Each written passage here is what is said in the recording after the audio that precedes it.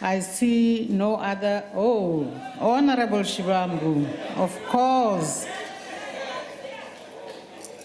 Thank you very much, Speaker.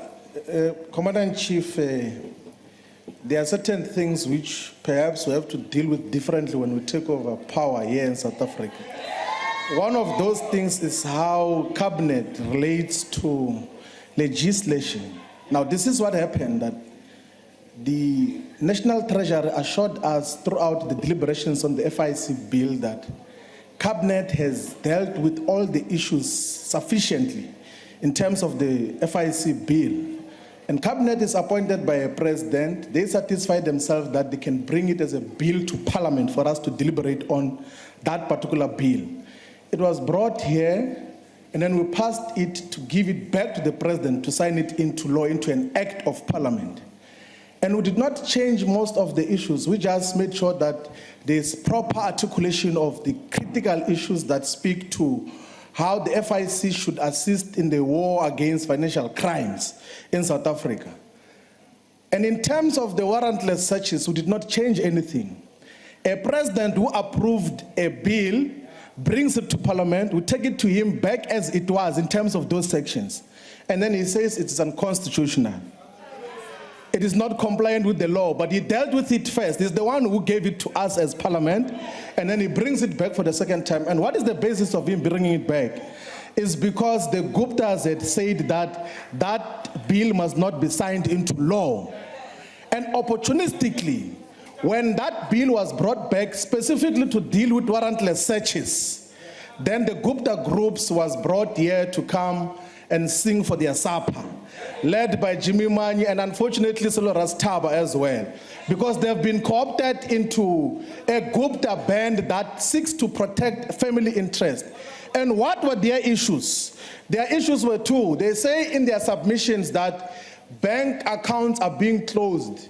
And that is the issue that relates to the Guptas. And the second issue, they say that the ANC is going to be broke for the 2019 elections if we pass the FIC bill into a law as parliament.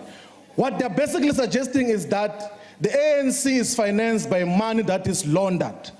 It's financed by money that is utilized for terrorist purposes, because this is what this act seeks to combat.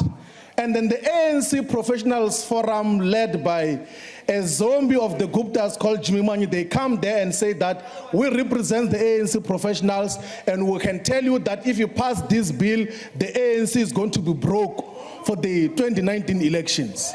And we're supposed to listen to such kind of nonsense, pure nonsense that has happened.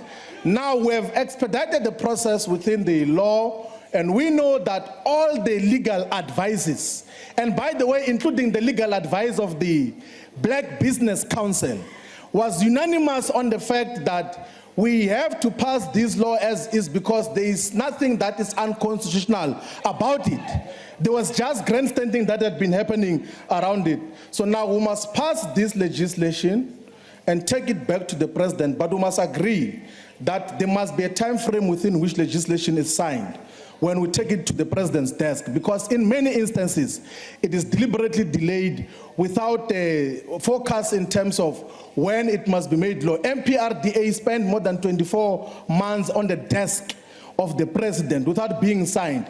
It ultimately was brought back here in parliament. It was signed very late. So when the FIC bill goes back to the president, with the outgoing president's desk, in light of the incoming developments, he must immediately sign it into law, so that we can have a proper instrument to fight financial crimes, money laundering, and all these things that happen in the global money movements. It's an important legislation to pass into law, but it's not the end of it. There are many other legislations that we must put into action to be able to fight financial crimes that define South Africa for a very long time. Thank you very much.